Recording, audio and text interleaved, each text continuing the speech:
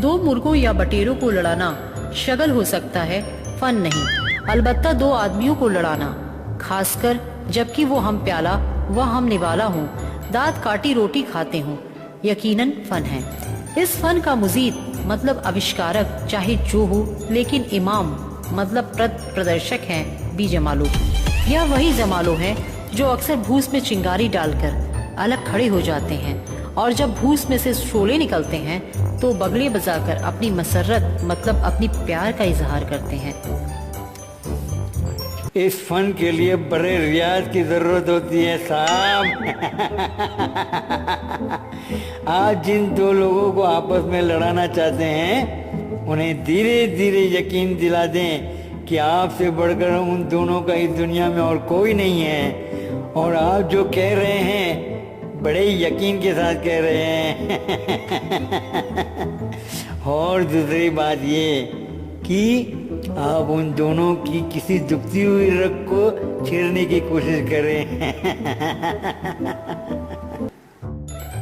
क्योंकि हर शख्स की कोई न कोई दुखती हुई रग जरूर होती है। किसी की यह कि जिस इज्जत का वो हकदार है उससे उसे महरूम रखा जा रहा है, किसी और की यह कि उसके सब दोस्त एहसान फरामोश हैं, और किसी की यह कि लोग उससे बिना वजह ईर्ष्या करते हैं। बस किसी की भी दुखती रग को पकड़कर आप उन दोनों को आपस में लड़ाकर इस फन का मजा ले सकते हैं। लेकिन एक बात याद रहे, जब वे दोनों आपस में लड़ने पर आए तो आप चुपके से ये कहकर खिसक जाएं कि आपको अचानक कोई जरूरी काम याद आ गया है। इसलिए आप इजाजत चाहते हैं। अगर नहीं किसके साहब तो आपका क्या होगा ये बताने की जरूरत नहीं है। आइए फिल्म शुरू करने के पहले हम अपने मुख्य किरदार से आपका परिचय करा दें। ये है घोष बाबू और गुप्ता जी, दोनों एक दफ्तर में क्लर्क हैं और दोनों पक्के दोस्त भी हैं। और ये है परविंदर पाजी, ये भी उसी दफ्तर में काम करते हैं। ये है हमारी फिल्म की नायिका मालती, जो परेशान रहती हैं अपनी जेठानी से। परविंदर पाजी एक दिन घोष बाबू के कमरे में आते हैं और कहते हैं,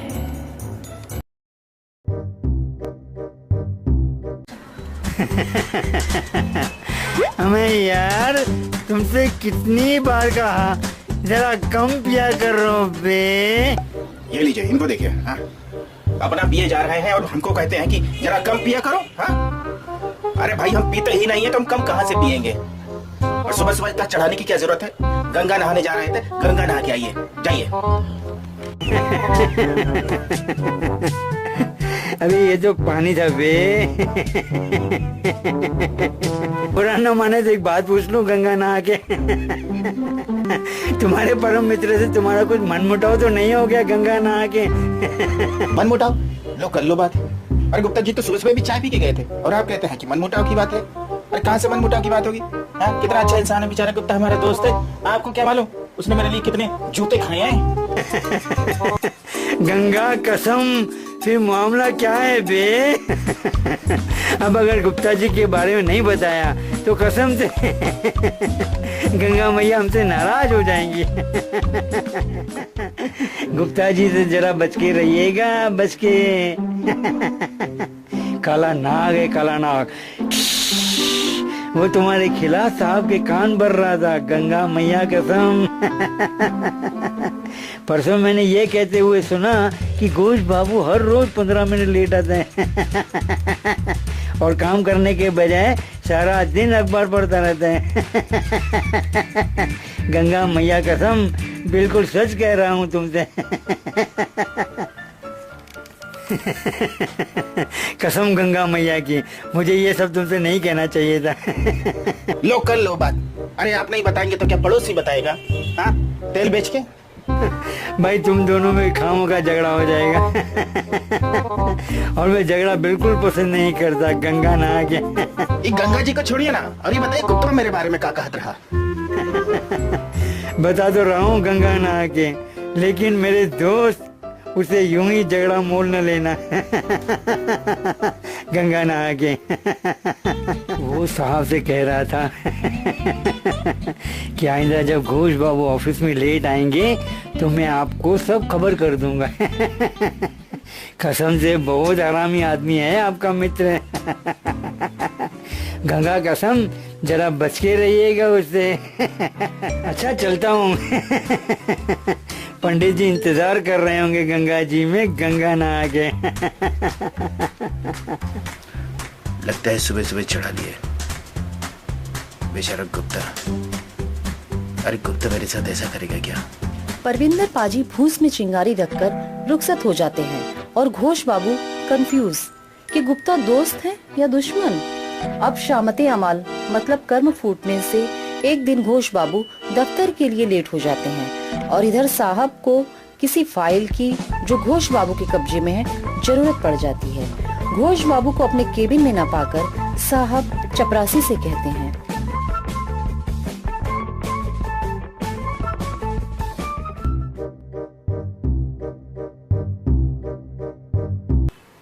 अयो रामा, ये घोष बाबू, बाबूलाल, घोष बाबू आया तो उसे मेरे पास हाजिर होने के लिए कहो। जी साहब। थोड़ी देर बाद घोष बाबू दफ्तर में प्रवेश करते हैं, घबराए हुए लेट होने के कारण। बीच में ही उनका सामना चपरासी से होता है। अरे घोष बाबू आ गए, साहब ने बुलाया है। बड़े गुस्से में थे। ओह नो, मुझे पूछ रहे थे क्या? इन्हें भी आज ही मुझे पूछना था। अयो रामा, घोष बाबू, ये ऑफिस में आने का समय है। ओह सॉरी सर, वो क्या हुआ ना कि रास्ते में मेरी बस खराब हो गई थी, इसलिए मुझे पैदल आना पड़ा, इसलिए मैं लेट हो गया सर, सॉरी। सेना का फाइल किधर है? तुम हमेशा लेट आता है, ये बात मुझे नहीं मालूम था। Idiot, nonsense, bloody fool. Ghosh babu को इस वक्त परविंदर पाजी की बात याद आ जाती है। गुप्ता से जरा बच के रहना। ओह, तो ये आग गुप्ता ने लगाई है। परविंदर पाजी सही कह रहे थे कि गुप्ता से जरा बच के रहना। घोष बाबू साहब के कमरे से निकलकर सीधे गुप्ता बाबू के पास जाते हैं। गुस्से में गुप्ता बाबू उठकर घोष बाबू का स्वागत करते हैं। ओह घोष बाबू, आइए ना, आइए ना। मैंने भी तो ये बनावटी मुस्कुराहट है। मुझे आज पता चला कि तुम आस्तीन के सांप हो। क्या बात है, क्या बात है घोष बाबू? इतना नाराज क्यों हो रहे हो? नाराज ना हो तो और क्या करूं? यह अच्छी शराफत है, दोस्त बनकर दोस्त की पीठ में छुरा घोंपते हो। अरे भाई, किसने छुरा घोंपा है? मुझे सब मालूम चल गया है। शर्म आनी चाहिए तुम्हें। तुम मुझसे जलते हो, मेरी कामयाबी से जलते हो। तुमने ही चुगली की थी साहब से। यो घोष बाबू, तुम ये क्या बक रहे हो? मुझे कुछ समझ में नहीं आ रहा है।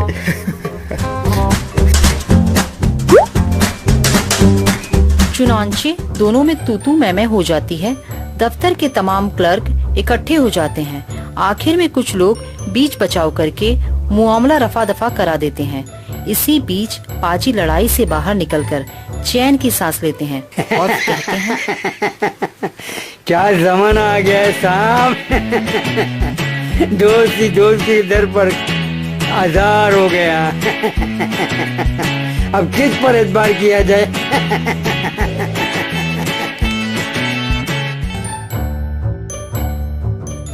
यह तो बस मिसाल थी। अब जरा बी जमालो की कारस्तानी मुलाहिजा फरमाइए।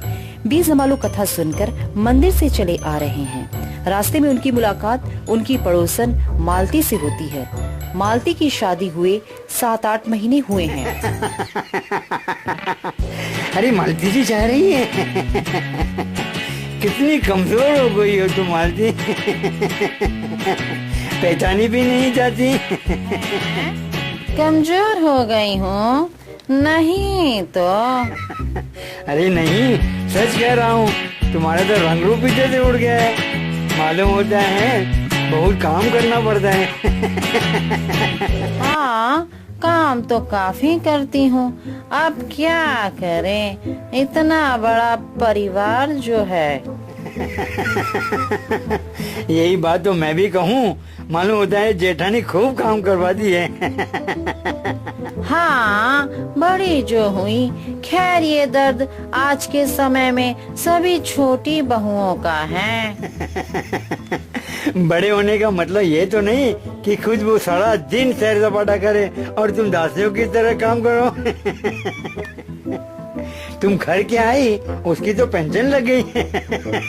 नहीं पाजी, काम काज में वह भी हाथ बटाती हैं, कभी कभी हाथ पहुँच के। अरे क्या हुआ, जरा देर सब्जी छील ली या फल काट दिए, ये काम थोड़े ही है। फिर भी बड़ी बहू जो ठहरी, हाथ पहुँच के। बड़ी बहू हुआ करे, लेकिन काम तो उसे आधा जरूर करना चाहिए। तुम्हारे सीधेपन का नाजायज फायदा उठा रही है। नहीं, ये बात तो नहीं है। अब हम कर भी क्या सकते हैं, हाथ पहुँच के। तुम एकदम मूर्ख हो मालती। अपना नफा नुकसान नहीं समझती। मैंने तो सुना है घर का सारा काम भी तुम्हारे घर वाला करता है। जेठ तुम्हारा तो मौज मारता है, मौज। कभी ताश खेल रहा है, कभी शतरंज और कभी सिनेमा देख रहा है। ज्यादातर घरों में ऐसा ही होता है पाजी। बड़ी बहू की सीट आरक्षित होती है पिछड़ों की तरह, चाहे वो पहले आए या बाद में, हाथ पहुँच के। लेकिन ऐसा नहीं होना चाहिए। आखिर बराबर का हिस्सेदार है, वो काम क्यों ना करे। देखो मेरी मानो तो अभी से अलग हो जाओ, नहीं तो पछताओगी। तुम्हारे जेठ और जेठानी दोनों बड़े चालाक हैं और तुम दोनों बोले बाले शराफत में मारे जाओगे। देखो अपना समझ कर कह रहा हूँ।